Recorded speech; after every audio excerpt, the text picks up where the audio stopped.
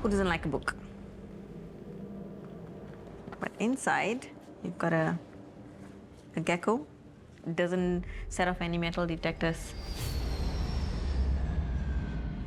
This is an example of how tortoises are frequently smuggled, and they're all taped to prevent them from moving.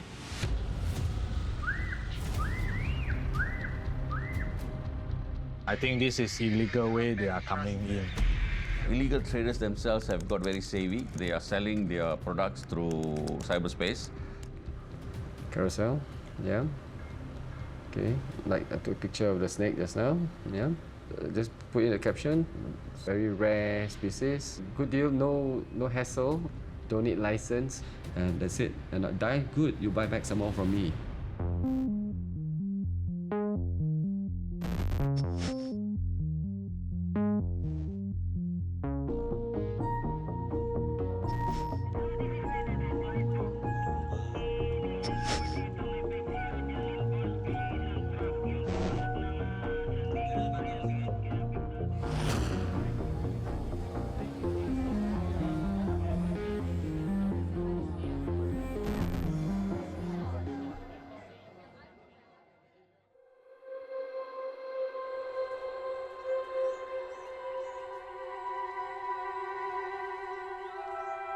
Untuk makluman semua, satu ketika dulu hutan kita hampir melebihi 80%.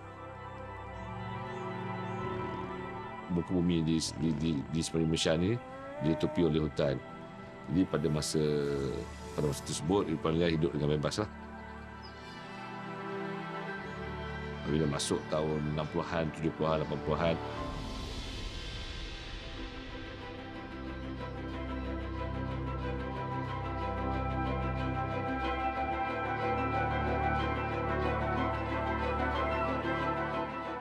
di mana pembangunan begitu besar bangun untuk rakyat. Jadi banyak kawasan-kawasan hutan ini telah dibuka bagi tujuan kebanyakannya untuk pembangunan, perumahan seperti perumahan dan juga pertanian. Jadi benda ini berlaku begitu cepat dan pada hari ini kawasan habitat di depan ini telah kurang pada 50% lah, 50%.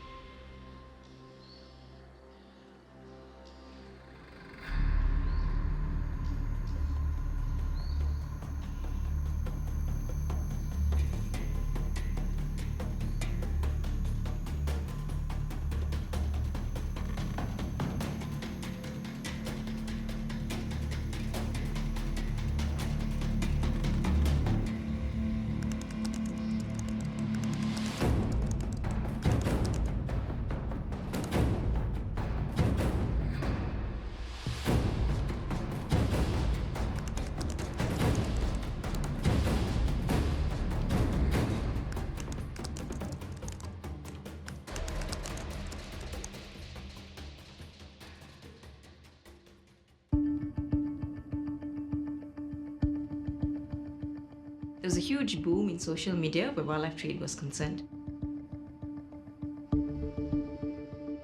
We started seeing an increase in the number of people that were actively participating on social media forums.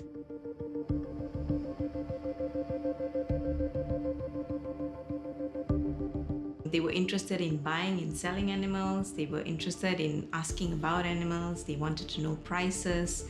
And we realized that it was really becoming quite popular.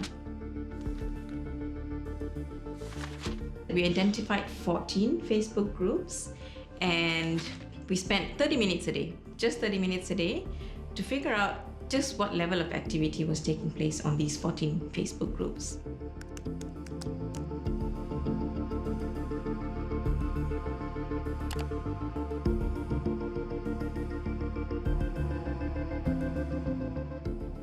More than 300 animals were being offered for sale. And we can say that they were being offered for sale because prices were mentioned. Prices were specifically mentioned in at least 30 posts. And for just these 30 animals, the cumulative value was about 184,000 ringgit at that time. I think this really boils down to a demand and supply issue. As long as there is going to be a demand, the supply will consistently be there.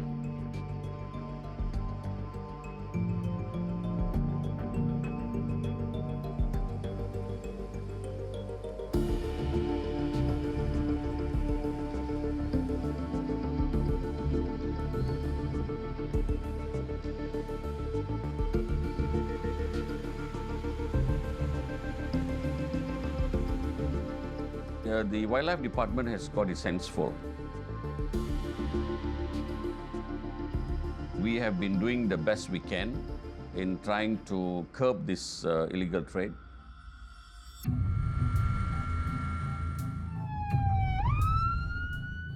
Semua orang kasih kumpul satu tempat.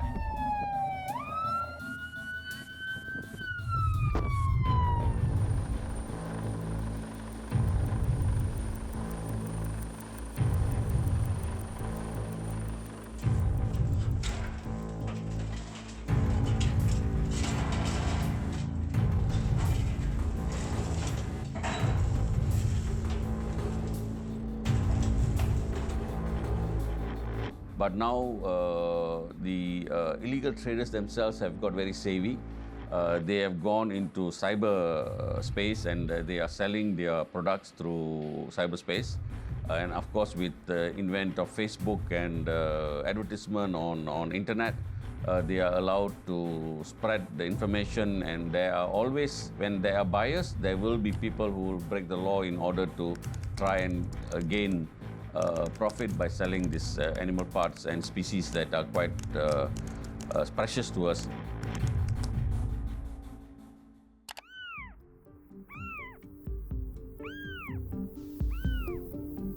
It's really quite sad because you hear a baby crying. And somebody's obviously sort of videoing this whole experience. The box arrives, the box is opened, this little baby in the box is just wailing. All you hear is a wail. It's about a baby animal that is stolen from the wild. It doesn't belong in a box. It doesn't belong in a small box. It would have been shipped by post. It had no right to be in that position. You see, the problem is there'll be a lot of rich guy or what say, I fancy this clouded leopard or something like that. What will get around like, okay, this person wants this. You'll be surprised that most of these animals are owned by rich people. Not the poor will not be able to afford because they are all in thousands and all that. You know? When you look at history, it was the rich and famous and the royalty that used to showcase their animals. And it was always linked with prestige, status, and being somebody. If I can show that I own this animal, then I become now a person of prestige, status, acquisition. Is part of my wealth, part of my trophying right now. The royalties and the kings and queens would then feature these animals because everybody was curious to see these animals. It's probably one of the early precursors of zoos, and they used to feature these animals. And people used to come and watch and observe these animals.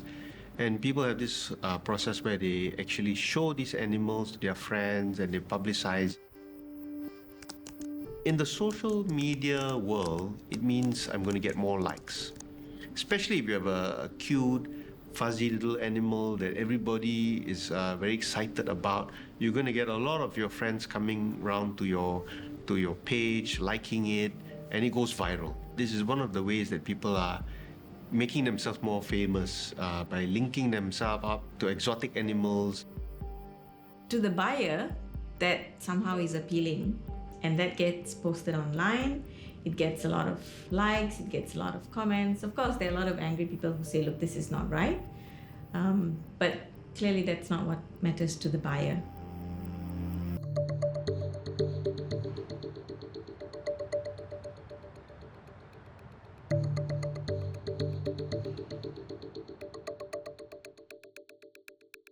course, as a pet enthusiast, a hobbyist, okay, we always try to get something different, special. The interest that sparks us to like, I want this, I want that.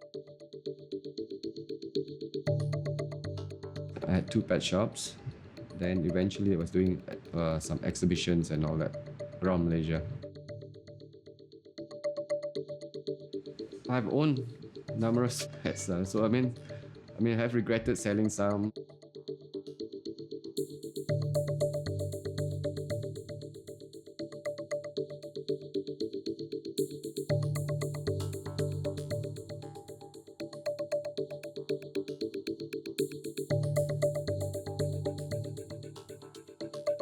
They did a head count. They said there's probably only not more than 700 or so heads left in China and Vietnam. This is where this lizard comes from.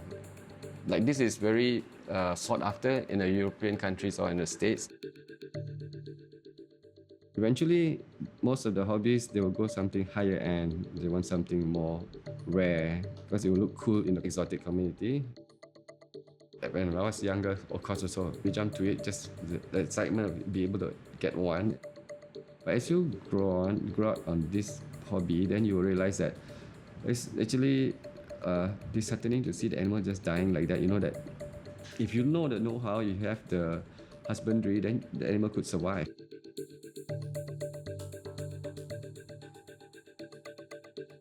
But most of the traders are just interested in making money. They always want to sell just to make a quick buck, and that's it. And I die, good, you buy back some more from me.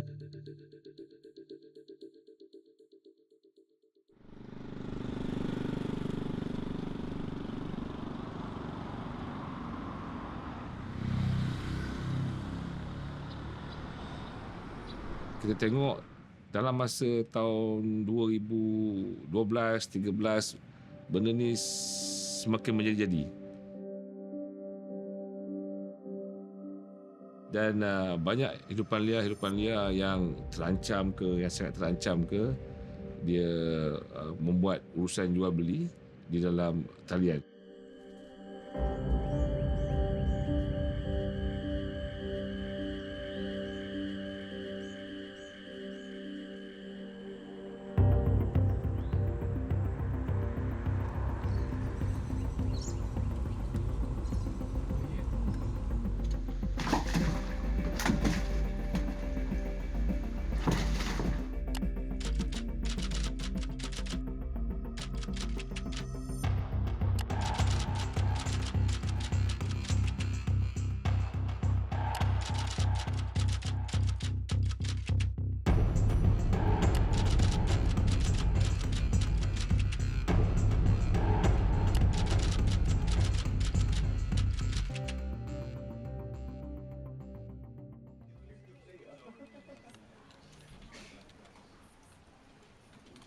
Dia punya modus operandi adalah mudah je. Kebanyakannya dia akan letakkan, upload dekat sama ada Facebook atau Instagram. Kebanyakan daripada profil yang ada adalah umur antara 20-an sehingga ke 45 macam itulah. So, ini adalah individu yang biasa menggunakan internet, ada Facebook, ada Insta. Social media and online platforms obviously made it really easy.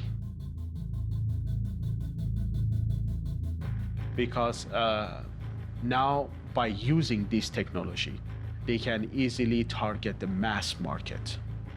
They can publish a product and everybody can get to know it in a split of second. Dia ada 30 kumpulan yang berkaitan dengan penjualan hidupan liar ni. So dia ada grup dia. Cumanya dia dalam grup dia tu ada yang close. Dia sesama ahli kumpulan saja yang menjual ataupun yang mengiklankan hidupan liar tersebut. Kebanyakannya yang upload status tu adalah dia sebagai dropship.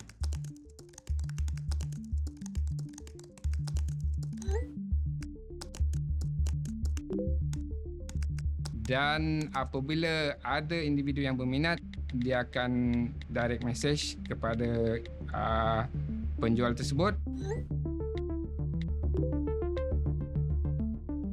So selalunya akan berlaku apabila ada persetujuan, individu pembeli itu akan membayar secara online ataupun bank in kepada individu yang melakukan dropship tadi ni. Hidupan liar ini akan dihantar sama ada melalui pos ataupun bas.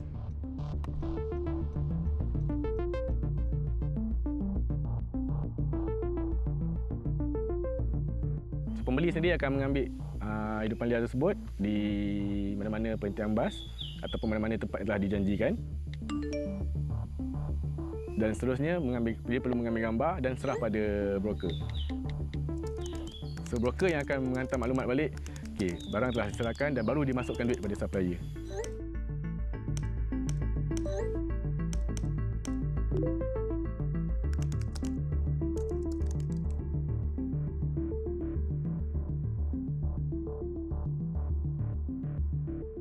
Akta yang ada hanya apabila dia memiliki hidupan liar tersebut.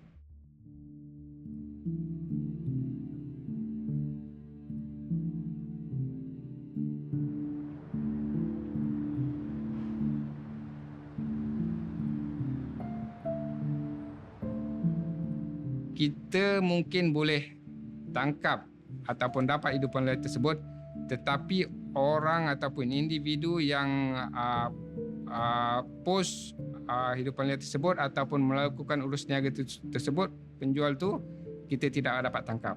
So sekarang ni supplier memang takkan ada kena, broker pun sebenarnya dia takkan berjumpa supplier. Kita pernah juga buat penahanan broker yang kita cuba minta dia sendiri yang hantarkan. Tapi in the end kita still tak dapat dia punya supplier sebab dia sendiri pun tak pernah berjumpa dengan supplier dia. Dia menguruskan saja. The account on his side probably is fake ones. I mean, not his name. Probably they use a foreigner or something like that. Posting di media sosial boleh dipadam pada bila-bila masa. Dalam masa sama juga, agak susah untuk kita sebagai yang kata bagi pasukan untuk penguasaan untuk melakukan tindakan selanjutnya kerana diorang tidak meletakkan apa-apa detail yang berkenaan dengan pembeli ni. Dia punya detail dia agak kurang. Selalunya dia akan menggunakan sama ada akaun palsu ataupun gambar profil lainlah, bukan gambar dia. Dan kebanyakannya apabila berlaku katalah pilihan tahu profil itu, dia akan tubuhkan satu profil barulah ataupun satu nama baru ataupun satu kumpulan baru. Jadi ini menyukarkan kita lah. Apabila berlaku pertukaran grup dan sebagainya, jadi kita kena monitor dari awal balik. Dan lebih daripada 10,000 akaun ataupun yang aktif berkenaan dengan penjualan ataupun berinteraksi di dalam online untuk penjualan hidupan liar ni. All these platforms, right, they do have a term and conditions. It's said in the term and condition which you can't have any illegal activities. Okay, so this is very clear to the public. However, obviously, these people, they misuse the platform. And in the same time, you can communicate with them. And all these platforms provide a facility to have a secure and private chat. Okay, and that makes it more difficult for investigators to have access to these chats and identify the right persons who is behind this animal trafficking. For instance, by using encryption, you can easily make a private chat. And as you know, it's impossible to break the encryption. The biggest challenges is data privacy and how the platforms makes the data or makes the communication private.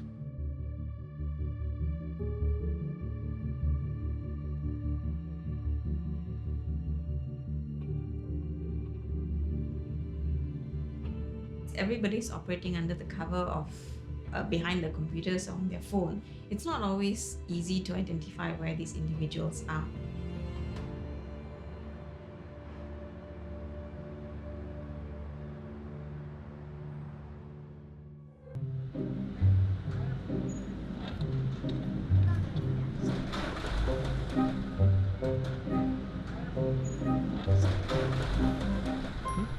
We started business from 2008. I have some big size albino iguana. Yeah, it's very tame. Next one, I recommend monkeys. It's marmosets, white ear marmosets. This is Egyptian fox. This is from Sudan. This is albino tegu. I do all the legal way. I get my license from Perhilitan. This is my import document. So export, import, or we throw here. This is my every bill. You see how many every bill? It's a lot. This is a lot of paperwork.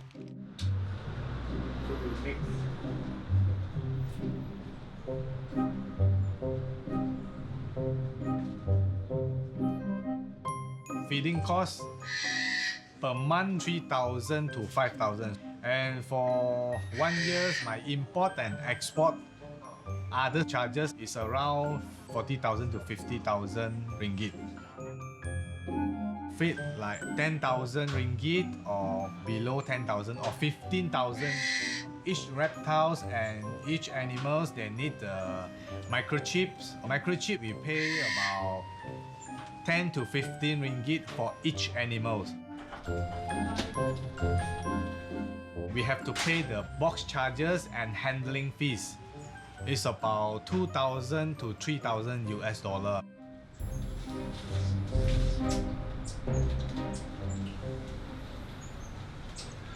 Ini yang itu otter. Is this illegal or? Illegal, of course. Ongkang, yung burung hantu, owl. This owl, I think is a white face. It's no mistake. Which one is legal and illegal? No legal. No legal. No legal. All the owl, no legal. Kongkang, slow loris, no legal. Otter, no legal. All of this illegal. As a leopard cat, dusky lip monkey, not suitable to keep. You see, all the people they are catch and they are try to make money. I think this is illegal way they are coming in. How are the usual illegal ways that they come in that you know of?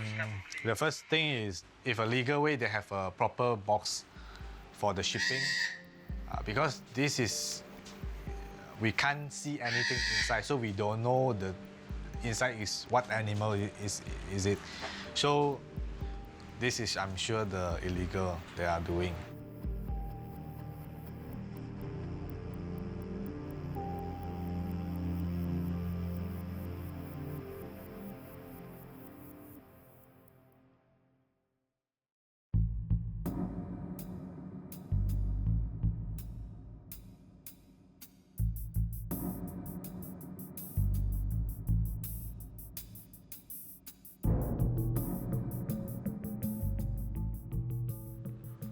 Carousel, yeah.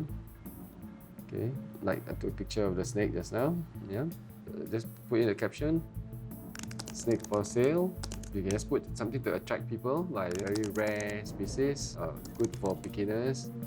You can say, good deal, no hassle, don't need license, you know, something like that, then it's easy. Then you get people who wants exotic pets or what, they will go through it. You know, probably, you know, by tomorrow or so, somebody might just pick it up or anything like that. Now, in a way, it's easy because you don't need a shop. You won't get busted. So you can do a lot of fake accounts and all that. There's a lot of ways you can escape the law.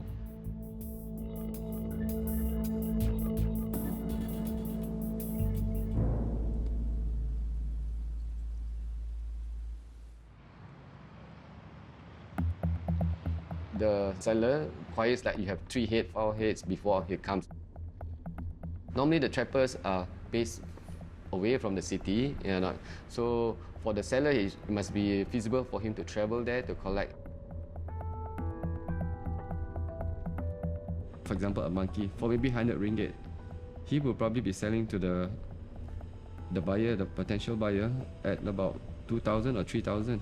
For 100 ringgit product, he can make so much. See, that's why he will take the risk, because it's like more than tenfold of the profits. And for some of the illegal trade, they're really pretty expensive. The value is equivalent to a down payment for a small house in Malaysia. So we're not talking about 10 ringgit or 20 ringgit, we're really talking about hundreds and thousands of ringgit.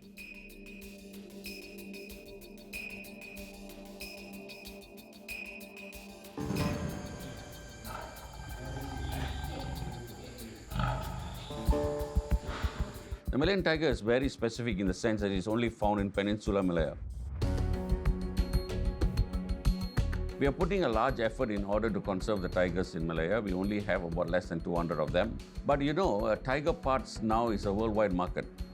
And people come in here just looking for tigers in order to put the snares and catch them, because one tiger can be sold for anywhere between 150,000 US to 200,000 US.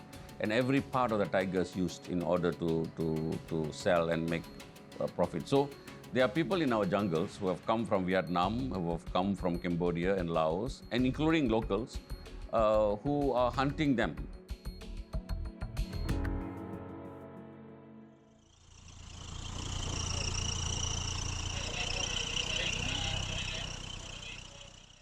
The total of confiscated ivories consists of 3,692 kilograms of whole and partial tusks and 228 kilograms of semi-finished products. This tusk is heavy. Of course, these are beads made of the tusk, not that very heavy, but these tusks are heavy. This is machine cut. Yang border trade ni dia sedikit, kebanyakannya dia sedikit. Jadi dia punya rangkaian tu lebih luas. Dan apa yang disuduk ni, dia tak semestinya hilpaliah atau wildlife.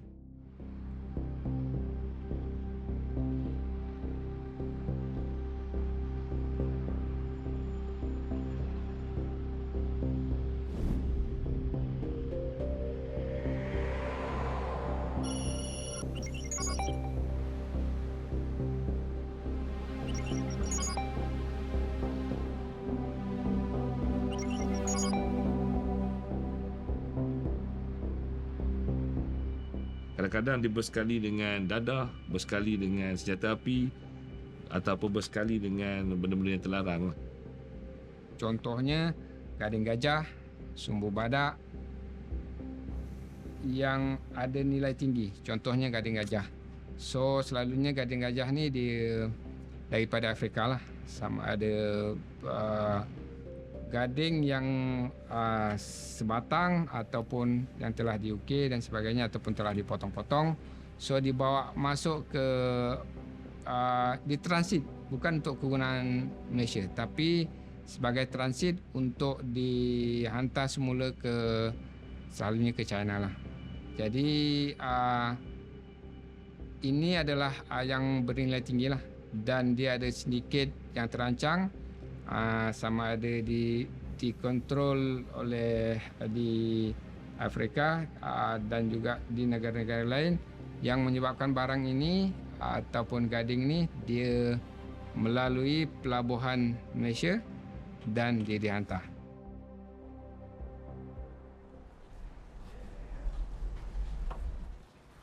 Most people were actually able to find everything, so we have to do a better job of hiding stuff. Yeah, maybe create more secret pockets inside.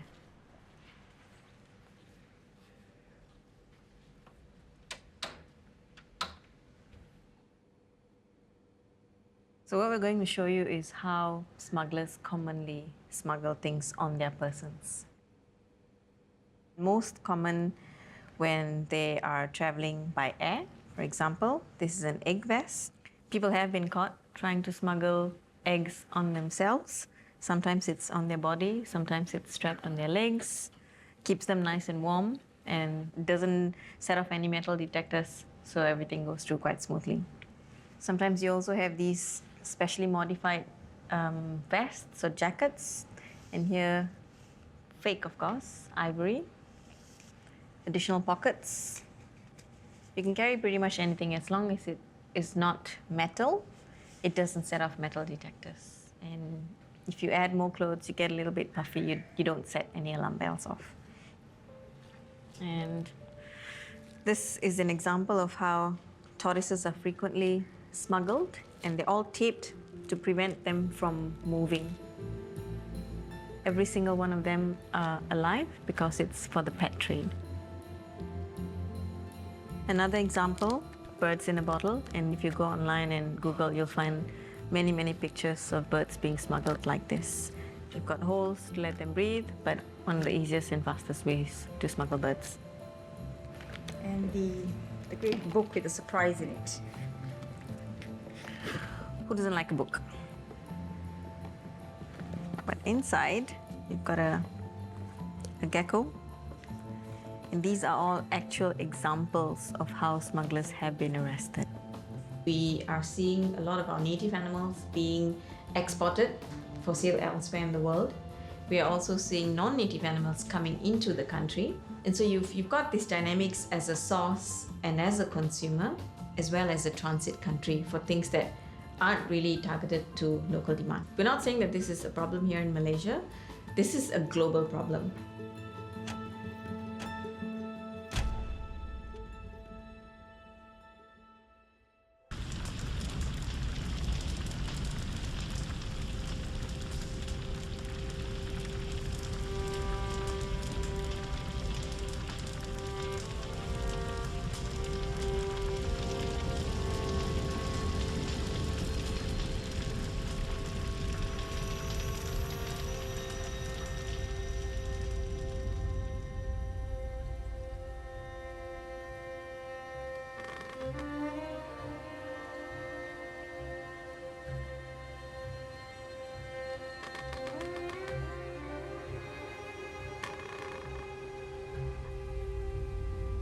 Most hunters go out at night or early hours in the morning.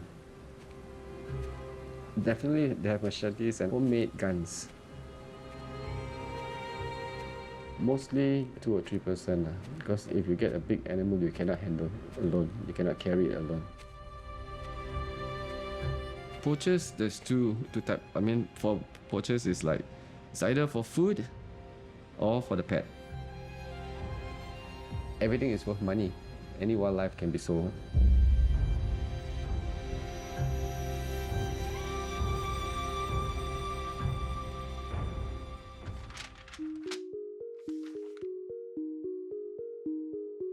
We found baby gibbons. We found baby sun bears. It's really quite shocking. They were animals that were considered totally protected under the Wildlife Conservation Act of Peninsular Malaysia. A number of these individuals are actually offering animals that you cannot sell. The more worrying question is, how on earth did these individuals get these animals? A vast majority of them were native animals, which means people were going into the forest, they were trapping them. And what's really surprising, even more shocking about this, was that almost all of them were juvenile animals. And particularly for mammals, it's a pretty serious problem. When you take a baby away from its mother, from its family, you don't know how long they will survive.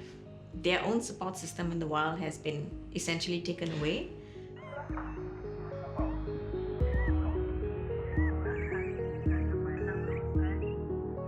Ini anak lotong kan? Ni anak lotong ni confirm mak dia mati dah. Mak dia mati dah ni, tak ada dah. Itu sebab dapat anak ni. Nampak tak? Bunyi ni stres, dia stres. Dia nak mak ni. Dia nak suckle, dia nak menyusu. Hidupan liar yang dari segi juvenile ni kebanyakannya adalah comel. Sebahagian daripada keluarga dia. Maknanya dari segi ke setengah tu diletakkan pakaian, dia bagi makanan yang dimakan oleh manusia.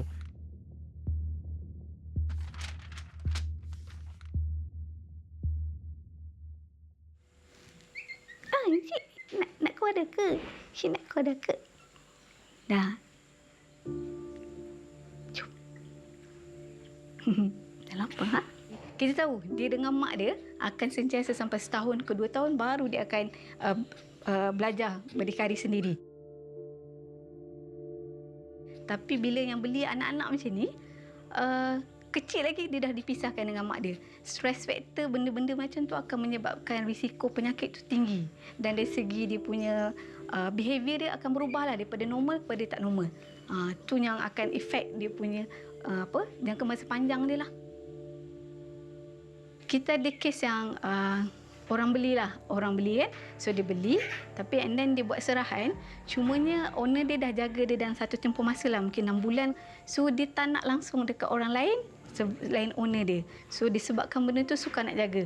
So dari situ ada stress factor, dia kena penyakit lah. And then kita start untuk bagi rawatan, tapi dia tak respon dengan rawatan. So mati. So heartbreaking lah sebenarnya. Kita buat semua benda, tapi still kat hujungnya kadang-kadang tak boleh nak survive. Sayanglah. Sayang. They had no respect for protecting species in the wild. They had no respect for law enforcement in the authorities. It was a crime, pure and simple, because they knew for a fact that they were offering animals that they were not supposed to offer for sale.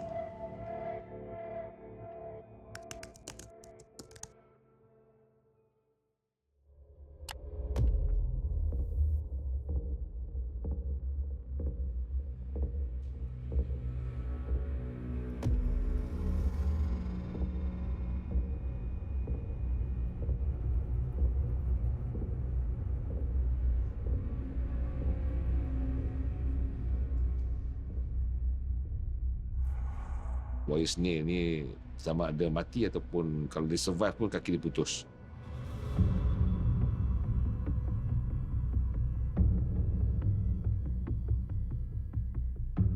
Dan dari segi jerat pula, kita dalam masa 5 tahun juga kita telah memusnahkan lebih daripada 2,000-3,000 jerat. Maksud saya sini jerat ialah jerat dawan. Kalau dia menggunakan jerat di lapangan, di hutan, bukan saja hidupan liar yang dia target tu dapat, tapi juga dia akan melibatkan hidupan liar lain, harimau, gajah dan sebagainya, tapir dan sebagainya yang boleh membunuh hidupan liar tersebut dan boleh mengakibatkan kepupusan secara setempatlah, locally extinct.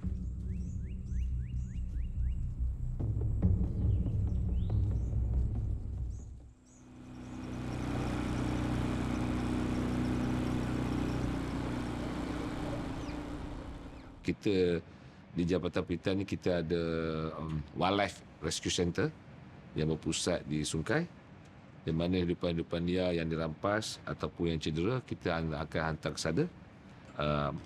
Kita ubat, pulihkan dia, kita akan simpan lah sampai mati lah, kita simpan bagi makan. Nah, Stacey. Hai. Kita ada lebih 300 individu di mana termasuk primate, termasuk juga mamalia besar dan juga burung-burung. So ada juga rawatan lain seperti tapir yang masuk ke sini di mana kena kesan jerat.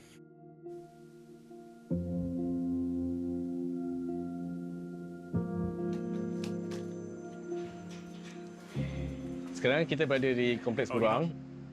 Ini memang saya dan pasukan saya involve secara directly, kerana kita berurusan dengan penjual. Kita melalui, asalnya dia bermula dengan promosi pada online. So dia jual cadangnya dia mula nak kata dia jual beruang matahari lah. Semasa kita buat urusan jual beli, saya terima beruang ni dalam keadaan yang sangat kecil, di mana masih baby dan bulu dia pun baru masih sikit. Maknanya body dia tu masih merah lagi. Kat situ kita tak nampak dari segi kebajikan, maknanya dia bagi susu ataupun bagi apa-apa sumber. Dan saya juga pasti ibu dia telah dibunuh untuk dapatkan beruang ni. Masa-masa kita poleh beruang ni, dan kita dapati ini bukan beruang Malaysia dan ini adalah beruang luar negara, di mana kita sebagai pembeli tak sedar yang kita membeli ni juga bukan sekadar hidupan liar yang di Malaysia. Kita juga telah mengambil ada khazanah daripada negara lain. Kebanyakan pembeli ni adalah, kita tahu dia adalah antara pencinta hidupan liar, pencinta haiwan. Dan hidupan liar yang dibeli, kebanyakan pembeli kurang pengetahuan berkenaan dengan hidupan liar yang dibeli. Nampak comel kan kucing batu ni? Memang comel lah. Tapi bila dah besar sikit, dia mula dah agresif lah. Bila agresif sangat, orang akan lepas kat luar lah. Ataupun orang salah dekat perlitan. Sebab kita jumpa. Sebab in the end nanti, kebanyakan bila ada masalah, diorang akan hantar ke perhilitan tau. Sebab diorang tak dapat nak handle, tak dapat nak jaga. So masa tu diorang cakap, benda ni serahan, apa semua. Mungkin diorang sebenarnya menyimpan secara tidak sah.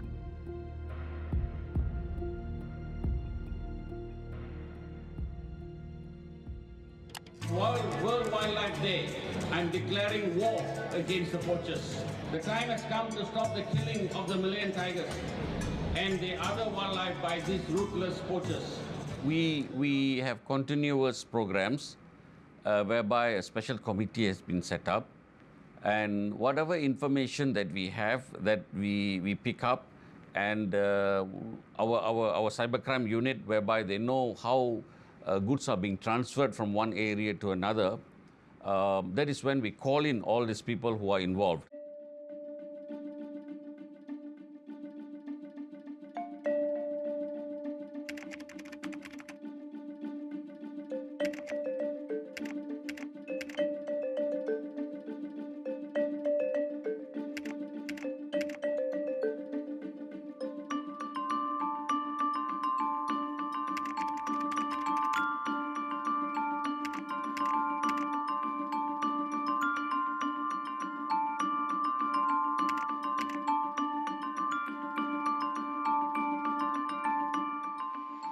So we also have help from international agencies who have experiences in this, and they are also advising us. Kita kena bekerjasama rapat dengan Interpol. Pasal maklumat tu memang selalunya Interpol yang bagi kat kita lengkap senarai apa yang hidupan liar ada. Kalau contohnya pelabuhan, kat pelabuhan mana, kontena yang mana, kapal yang mana, so dia berlabuh ke apa, bila. So itu maklumat yang komplit. So kita akan membuat rondaan, boleh kata setiap hari lah. Berkaitan dengan sedaya upaya dengan juga kerjasama dengan agensi, sedaya upaya untuk mengatasi isu ni dengan melakukan banyak perkara. Kita buat kerjasama dengan tentera, dengan pihak polis, kita buat boots on the ground.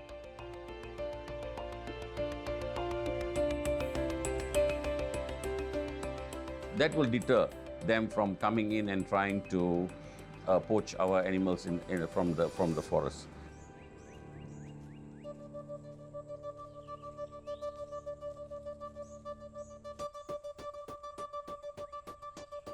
Selama ni kita cukup susah kita nak dakwa. Kita tak boleh nak dakwa kecuali orang tu ada memiliki, kita boleh dakwa. Tetapi dengan pilihan akta kita ni, kalau dia masuk dalam media sosial, kita boleh dakwa. Itu yang terbaiklah. Dengan adanya benda ni, maka akan mengurangkan orang jual beli dalam media sosial. We need to change these laws and to make it in line with what is happening today, and to make sure that the deterrent for those who break the law, the punishment is equally severe, and they won't attempt to do it. So these laws are in place, are being there, and I think by 2020 we would see a lot of amendments taking place as far as the ministry is concerned. So my message to them is, we are coming, be prepared, and we have given orders what to do, and if you're caught, you will pay heavily for the crime that you have committed.